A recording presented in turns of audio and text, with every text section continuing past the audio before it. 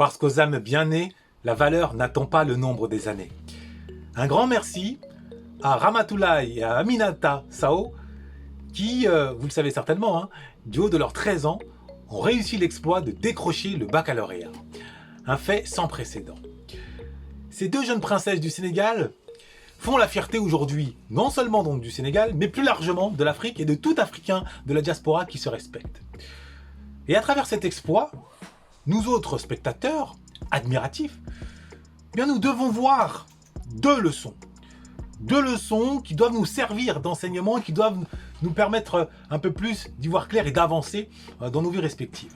La première leçon, c'est que cette fierté cache une victoire. C'est la victoire de l'éducation. Dans la mesure où, au caractère inné, s'est ajouté l'acquis, incarné par le père. Le père de ces deux princesses, c'est à lui que l'on doit cette victoire. Non pas parce qu'il est simplement géniteur, il a planté la graine quand il fallait, pas du tout. Mais surtout parce qu'il s'est montré présent, après avoir détecté un talent bien spécifique qui animait ces deux filles, il s'est montré présent jour après jour, en endossant son rôle de professeur. Il ne s'est pas donc contenté de remplir un frigo, de veiller à ce qu'elles aient des vêtements sur le dos, mais d'abord à leur veiller à ce qu'elles aient des leçons du savoir dans la tête qui s'accumulent jour après jour.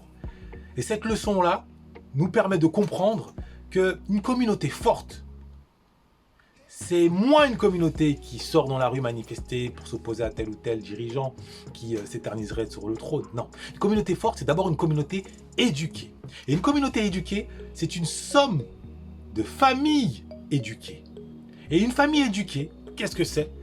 Sinon des parents qui prennent à bras le corps, qui prennent en charge personnellement et pas en déléguant ça à l'école.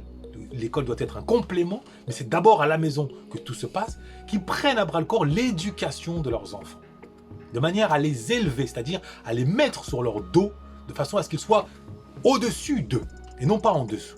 Pour le dire autrement, à travers son acte salutaire, d'ailleurs un acte que met en scène parfaitement le film que tous les afros doivent voir et revoir et connaître sur le bout des doigts, The Great Debaters, avec Denzel Washington dans le premier rôle notamment, qui partage avec Clarence Whittaker, eh bien ce Dembasso nous rappelle que ce n'est pas l'enfant qui doit être au service des parents, mais bien au contraire, dans une communauté forte, c'est le parent qui doit être au service de son enfant, afin finalement d'être au service de l'avenir. Donc c'est vraiment le passé qui doit se mettre au service de l'avenir et non l'inverse. Ça c'est la première leçon. Et à cela s'est ajoutée une seconde leçon, qui a fait peut-être couler moins d'encre, alors qu'elle aurait pu faire couler des tonneaux d'encre tellement elle est très très haute en symbole et doit nous donner une fierté accrue, tellement elle représente l'honneur, la noblesse africaine par excellence.